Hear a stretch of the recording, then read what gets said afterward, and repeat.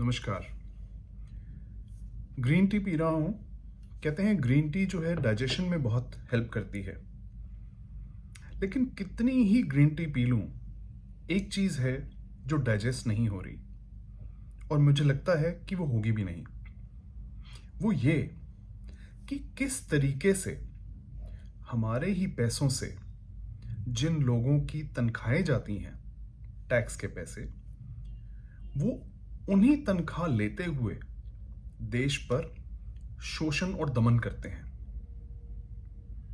कोई भी किसी भी तरीके की आवाज़ उठाए, चाहे वो अब डॉक्टर हों, स्टूडेंट्स हों जिनके एग्ज़ाम में दिक्कत आ रही है, नौकरियां में दिक्कत आ रही है, किसान हों, आम आदमी हो, कोई भी हो, वो अगर आवाज़ उठाएगा तो पुलिस के थ्रू उन पर बल प्रयोग करके उनकी अच्छे से कुटाई की जाएगी। उन सभी की तनख्वाह आप ही दे रहे हैं। हजम ये भी नहीं होता कि छोटी से छोटी नौकरी पाने के लिए आपको कुछ डिग्री, ग्रेजुएशन या 12वीं आपने पास करी होनी चाहिए। अभी ये जो इतना बवाल हुआ बिहार में, जो बच्चों ने विरोध किया और उसके बाद उनकी कुटाई हुई अच्छे से, उसमें भी जो वो जिस चीज का विरोध कर रहे थे वो कुछ एग्जाम, रेलवे के एग्जाम थे। छोटी भर्ती के लिए भी मिनिमम क्वालिफिकेशन उसमें 12वीं थी और दूसरा जो उसमें था उसकी ग्रेजुएशन मिनिमम क्वालिफिकेशन थी।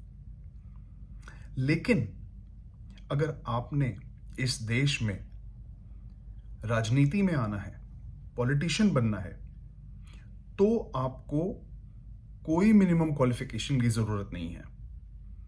आप चाहे अनपढ़ गवार ही क्यों ना हो, आप राजनीति में आ सकते हैं, आप प्रधानमंत्री तक बन सकते हैं, आप राष्ट्रपति भी बनाए जा सकते हैं। तो ये बात भी हजम नहीं होती। बात यह भी हजम नहीं होती कि आजकल शरेआम जेनोसाइड की, नरसंहार की बातें की जाती हैं और हमारी सरकार, जिसका ये फर्ज है कि वो ऐसी चीजों को रोके, वो उस पर कुछ भी कार्रवाई नहीं कर रही। तो अर्थ ये निकलता है कि हम पैसे भर रहे हैं, इन सभी की तनख्वाहें, पेंशनें, और पॉलिटिशियंस की तो पेंशन्स जो है वो 2-2, 3-3 पेंशन्स लगी हुई हैं एक ही इंसान की। तो वो सारी चीजें हम अपने पैसों से इनको देते हैं और उसके बाद में ये हमारा ही दमन और शोषण करते हैं। देश को राजनीति के लिए धर्म के आधार पर, जातिवाद के आधार पर और ना जाने किस किस आधार पर बांटा जाता है। अंग्रेजों वाली वही पॉलिसी, डिवाइड एंड रूल, आज भी ये लोग चलाते हैं। और अंग्रेजों के टाइम पर भी भारतीय लोग ही थे जो अधिकतर अंग्रेजों की फौज में थे, अंग्रेजों की पुलिस में थे।